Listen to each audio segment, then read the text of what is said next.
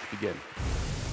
Threats in the wake of bin Laden's death have spiked. Famine in Somalia. Police pepper spray. Vicious cartels. Costa Cruise Line. Societal decay. 65 dead. Tsunami warning. Cyber attacks. Drug war. Mass destruction. Tornado. Recession. Default. Doomsday. Egypt. Syria. Crisis. Death. Disaster. Oh my God. So those are just a few of the clips I collected over the last 6 months. Could have easily been the last 6 days or the last 6 years. The point is that the news media preferentially feeds us negative stories because that's what our minds pay attention to. And there's a very good reason for that. Every second of every day, our senses bring in way too much data that we can possibly process in our brains. And because nothing is more important to us than survival, the first stop of all of that data is an ancient sliver of the temporal lobe called the amygdala. Now, the amygdala is our early warning detector, our danger detector. It sorts and scours through all of the information, looking for anything in the environment that might harm us. So given a dozen news stories, we will preferentially look at the negative news. And that old newspaper saying, if it bleeds, it leads, is very true. So given all of our digital devices that are bringing all the negative news to us 7 days a week, 24 hours a day, it's no wonder that we're pessimistic. It's no wonder that people think that the world is getting worse. But perhaps that's not the case. Perhaps instead, it's the distortions brought to us of what's really going on. Perhaps the tremendous progress we've made over the last century by a series of forces are in fact accelerating to a point that we have the potential in the next 3 decades to create a world of abundance. Now, I'm not saying we don't have our set of problems. Climate crisis, species extinction, water and energy shortage, we surely do. And as humans, we are far better at seeing the problems way in advance, but ultimately, we knock them down. So let's look at what this last century has been to see where we're going. Over the last 100 years, the average human lifespan has more than doubled. Average per capita income adjusted for inflation around the world has tripled. Childhood mortality has come down a factor of 10. Add to that the cost of food, electricity, transportation, communications have dropped 10 to 1,000-fold. Steve Pinker has showed us that, in fact, we're living during the most peaceful time ever in human history. And Charles Kenny, that global literacy has gone from 25% to over 80% in the last 130 years. We truly are living in an extraordinary time. And many people forget this. And we keep setting our expectations higher and higher. In fact, we redefine what poverty means. Think of this. In America today, the majority of people under the poverty line still have electricity, water, toilets, refrigerators, television, mobile phones, air conditioning, and cars. The wealthiest robber barons of the last century, the emperors on this planet, could have never dreamed of such luxuries. Underpinning much of this is technology, and of late, exponentially growing technologies. My good friend Ray Kurzweil showed that any tool that becomes an information technology jumps on this curve, on Moore's law, and experiences price performance doubling every 12 to 24 months. That's why the cell phone in your pocket is literally 1,000,000 times cheaper and 1,000 times faster than the supercomputer of the 70s. Now look at this curve. This is Moore's law over the last 100 years. I want you to notice 2 things from this curve. Number one, how smooth it is. Through good time and bad time, wartime and peacetime, recession, depression, and boom time. This is the result of faster computers being used to build faster computers.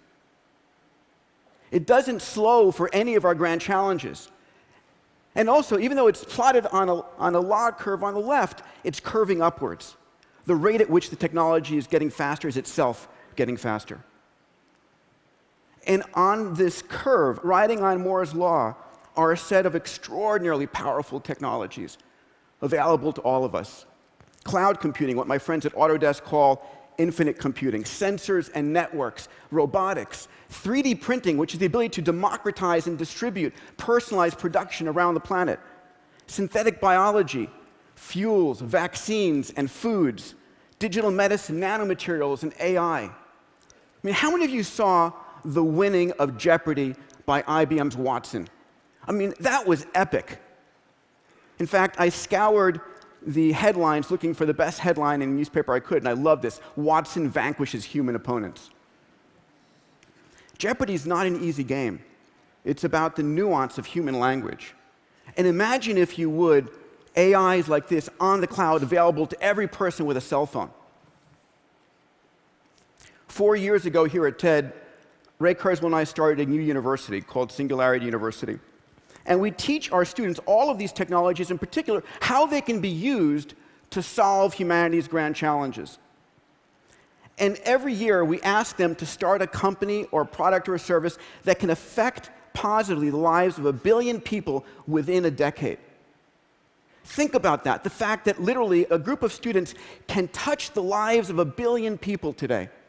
30 years ago, that would have sounded ludicrous. Today, we can point at dozens of companies that have done just that. When I think about creating abundance, it's not about creating a life of luxury for this planet. It's about creating a life of possibility. It is about taking that which was scarce and making it abundant. You see, scarcity is contextual, and technology is a resource-liberating force. Let me give you an example. So this is a story of Napoleon III in the mid-1800s. He's the dude on the left. He invited over to dinner the king of Siam. All of Napoleon's troops were fed with silver utensils. Napoleon himself with gold utensils. But the king of Siam, he was fed with aluminum utensils. You see, aluminum was the most valuable metal on the planet, worth more than gold and platinum. It's the reason that the tip of the Washington Monument is made of aluminum. You see, even though aluminum is 8.3% of the Earth by mass, it doesn't come as a pure metal. It's all bound by oxygen and silicates. But then a technology of electrolysis came along and literally made aluminum so cheap that we use it with throwaway mentality. So let's project this analogy going forward. We think about energy scarcity. Ladies and gentlemen, we are on a planet that is bathed with 5,000 times more energy than we use in a year. 16 terawatts of energy hits the Earth's surface every 88 minutes.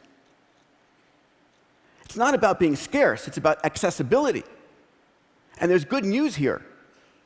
For the first time this year, the cost of solar-generated electricity is 50% that of diesel-generated electricity in India.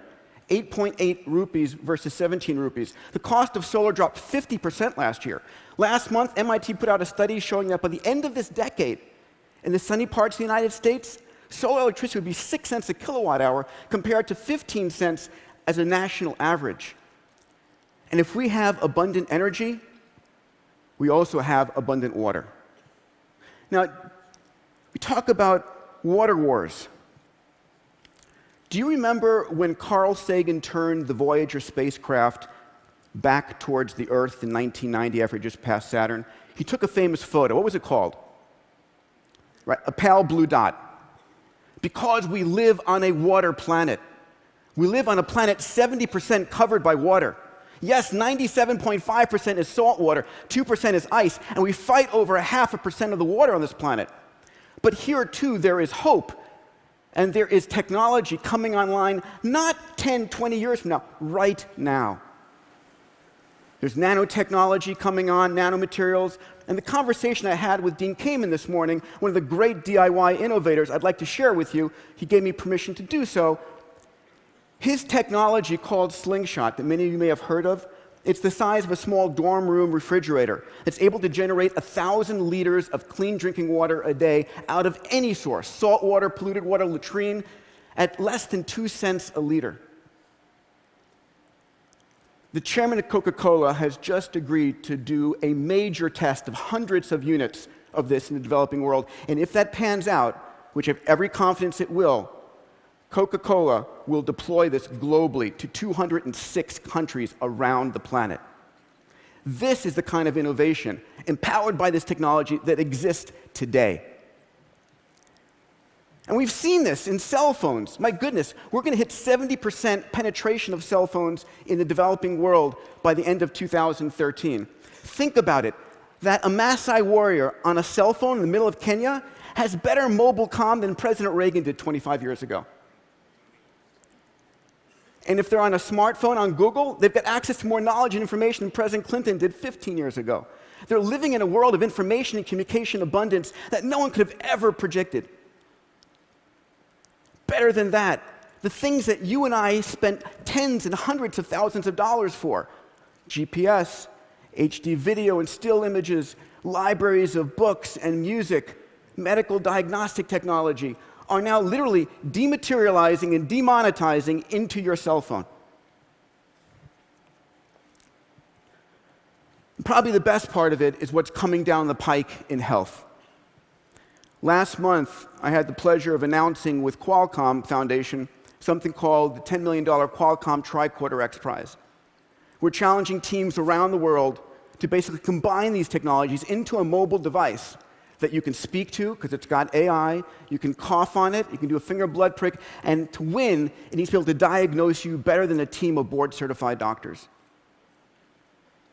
So literally, imagine this device in the middle of the developing world where there are no doctors, 25% of the disease burden and 1.3% of the healthcare workers. When this device sequences an RNA or DNA virus that it doesn't recognize, it calls the CDC and prevents the pandemic from happening in the first place. But here is the biggest force for bringing about a world of abundance. I call it the rising billion. So the white lines here are population. We just passed the 7 billion mark on Earth. And by the way, the biggest protection against a population explosion is making the world educated and healthy. In 2010, we had just short of 2 billion people online connected. By 2020, that's going from 2 billion to 5 billion internet users. 3 billion new minds who have never been heard from before are connecting to the global conversation. What will these people want? What will they consume? What will they desire? And rather than having economic shutdown, we're about to have the biggest economic injection ever. These people represent tens of trillions of dollars injected into the global economy. And they will get healthier by using the tricorder, and they'll become better educated by using the Khan Academy, and by literally being able to use 3D printing and infinite computing more productive than ever before. So what could 3 billion rising, healthy, educated, and productive members of humanity bring to us?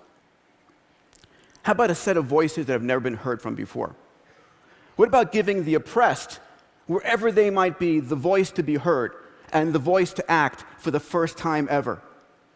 What will these 3 billion people bring? What about contributions we can't even predict?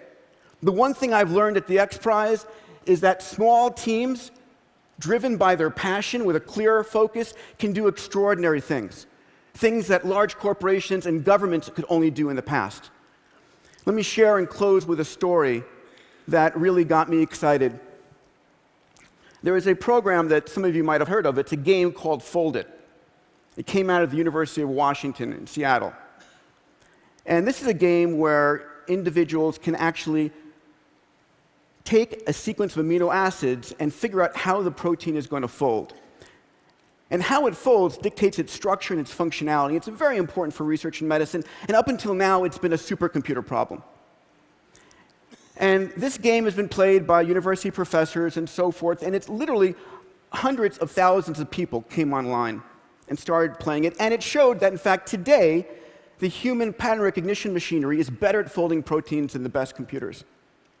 And when these individuals went and looked at who is the best protein folder in the world, it wasn't an MIT professor, it wasn't a Caltech student. It was a person from England, from Manchester, a woman, who during the day was an executive assistant at a rehab clinic. And at night was the world's best protein folder. Ladies and gentlemen, what gives me tremendous confidence in the future is the fact that we are now more empowered as individuals to take on the grand challenges of this planet. We have the tools with this exponential technology. We have the passion of the DIY innovator. We have the capital of the techno-philanthropist. And we have 3 billion new minds coming online to work with us, to solve the grand challenges, to do that which we must do. We are living into an extraordinary decades ahead. Thank you.